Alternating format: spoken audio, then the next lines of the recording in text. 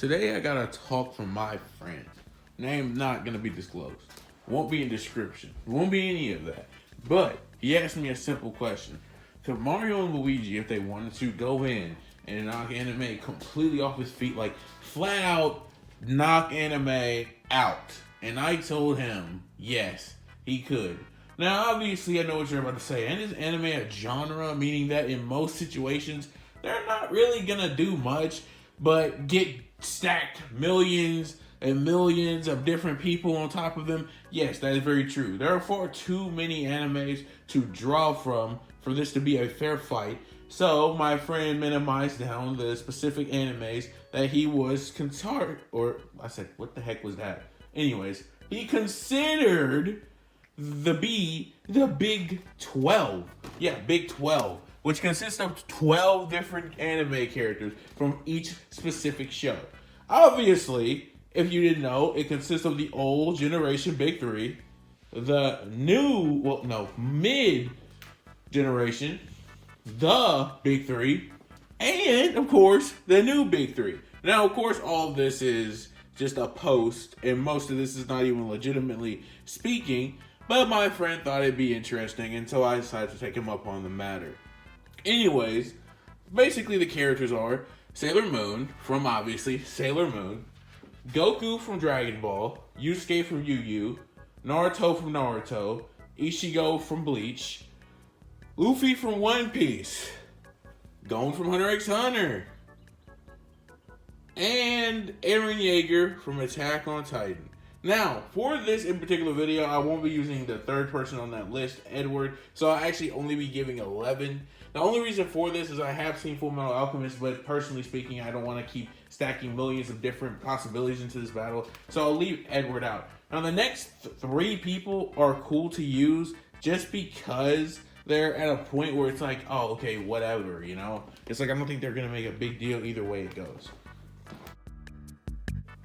The next three people that he said it was okay for me to use are, of course, I'm pretty sure you're familiar with these characters. My Hero Academia, why did I say it like that? No, I watched it. I have watched it. Deku, of course, because why not? The next big one is Demon Slayers, Tanjiro Kamado. And last but certainly not least, Black Clover's Asta, who my friend has given me enough information on to make this video. So sadly, I know all about Asta without even reading a single chapter of the manga, except that's cap. I've actually read up to 4. But me personally, and my take on that really doesn't matter. Now, Asta actually matters a lot, and I kind of undisclosedly kind of counted him out of this fight.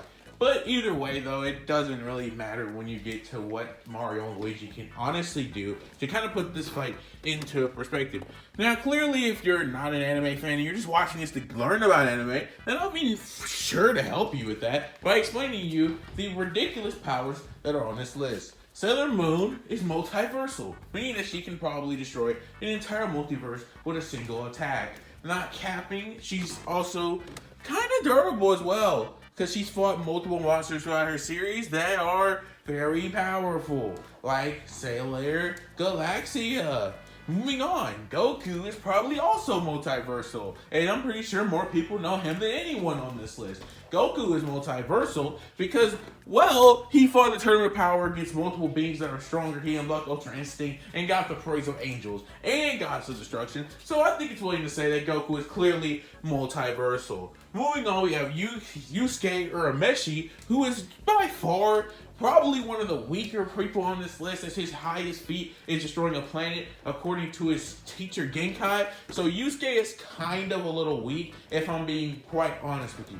Next, we have Luffy, who I want to make a scaling video for myself, but according to scalers, myself, and what I've seen in the show, Luffy is probably high, honestly, country level. I know that sounds hard to believe. Like, if Luffy were to punch you hard, he could probably be much stronger, but overall he's probably high island level to maybe even city level, depending on how strong you really do think Gear 5 is, which can't really be scaled yet because you haven't seen it but just once so far. Now, moving on from Luffy, we can go on to Ichigo, who is also one of the next strongest people on this list. Ichigo is strong enough to probably be multiversal to universal.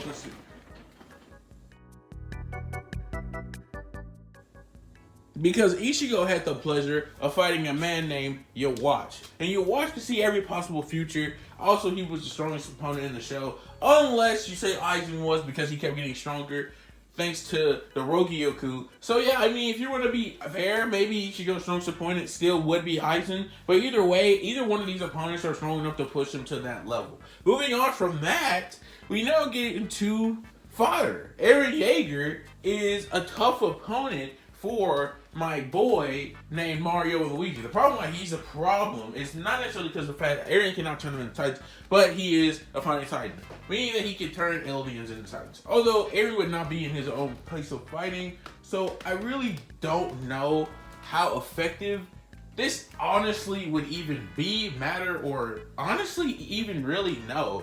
So to be fair, I'm not gonna say Eren really does anything, but just be a Titan. Honestly, now as a Titan, I definitely think it's safe to say that without being too crazy, Mario and Luigi could probably beat him with possible just using regular powers. Not the powers that they would need to beat all these other characters, according to my hypothesis. Anyways, moving on from Eren, this doesn't get really any better with Gon. Gon has kind of been more and more of an awakening to me that Gon really is not as impressive as I initially thought he was for so long. That being said, Gon probably gets foddered by also some Mario and Luigi basic power-ups. Like maybe if you're using a hammer to hit him hard enough, considering that Mario and Luigi are very strong in general, and that they have had really crazy feats of throwing Bowser into stars, and doing all types of other crazy stuff like moving off planet in gravity and so forth and so forth on. So for that being said, yeah, I will admit that I'm not the craziest person when it comes to that, but yeah, I don't think Gon will be much of a big of a deal even with a Dogon. If necessary, they could just use a power up for him as well that would overpower and so on and so forth.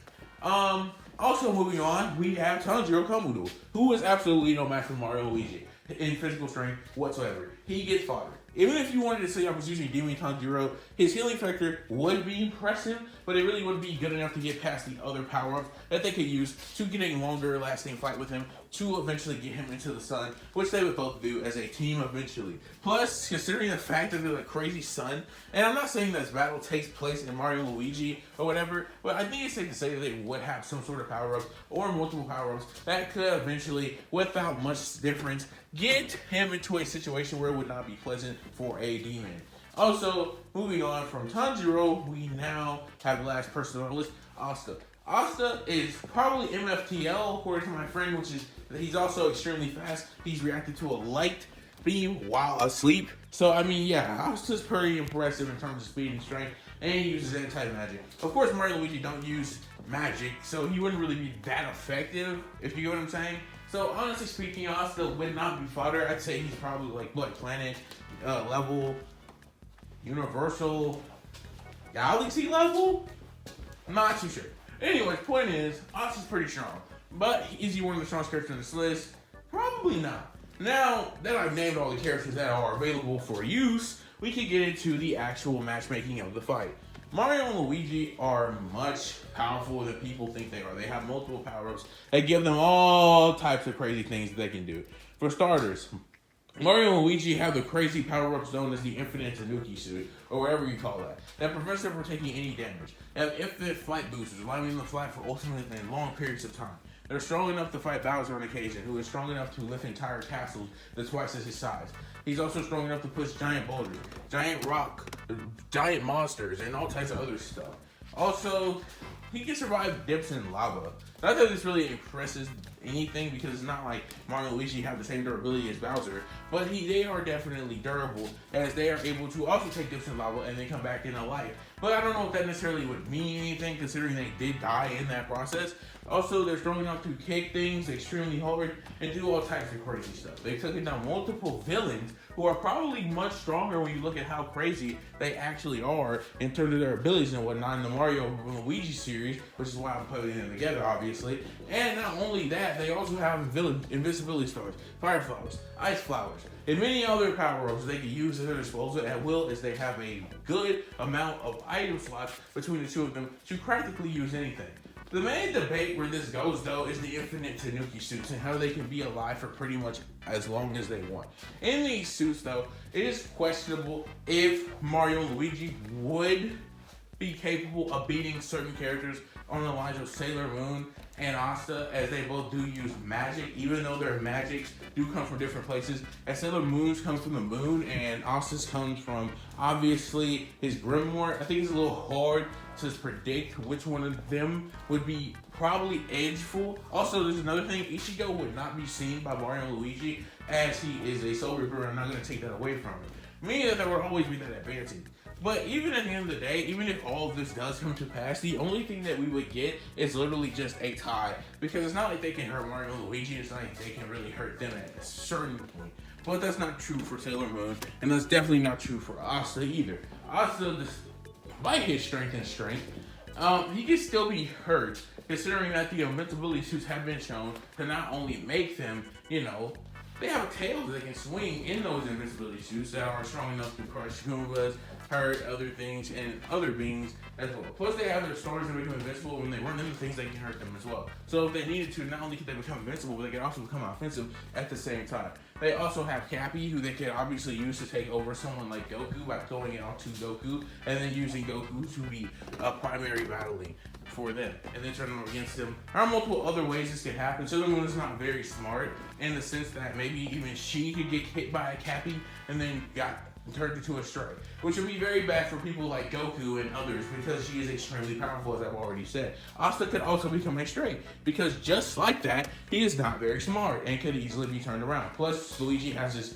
good old vacuum cleaner, which we see in Smash Bros. Being able to take up more than Ghost. These can be also used to absorb the majority of people that are not even really in contendants, like Tanjiro, Deku, so on and so forth, of the guys that I don't really think are that impressive. Aaron, on the other hand, would probably become a Titan before any of this, so he might continue to be relevant. But that's not really important, because eventually he would be beaten by some sort of power-up. We don't really have to get into specifics of what they have, so freaking many, and there's no real point in doing that in this one video. I might just make a video about Mario and Luigi's power-ups. I might actually do it, but who knows. Basically, what this battle will end up becoming, though, is literally going to either be a tie if Ichigo is the only one left after Cappy has been used.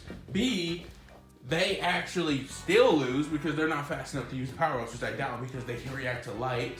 And C, maybe this is just a Mario and Luigi dub when all their power-ups and energies are considered. The star, the invincibility suits, all types of other things like the fire flower, ice flower, and many other things. Yeah, they probably just win it. There's multiple other games that have seen them use tons of different power-ups and things that could all be effective in a fight like this against 12 people, or in this case 11, because I left Edward out on purpose. But guys, if you did enjoy this video, please be sure to leave a like, comment, share, subscribe, hit the notification bell to be informed about new videos. I always like to throw you guys a little bit of a cliffhanger and whatnot. I don't really know if this video will go up to date, mainly because of how long it is. You might see a basic video, and I might even mention this video in it. But for now, y'all, I'll catch y'all in the next video. Deuces. Also, I really do enjoy anime and video games, so if you have anything for me to discuss in the section below, please let me know. But for the most part, I'll just continue doing my own thing. And yeah.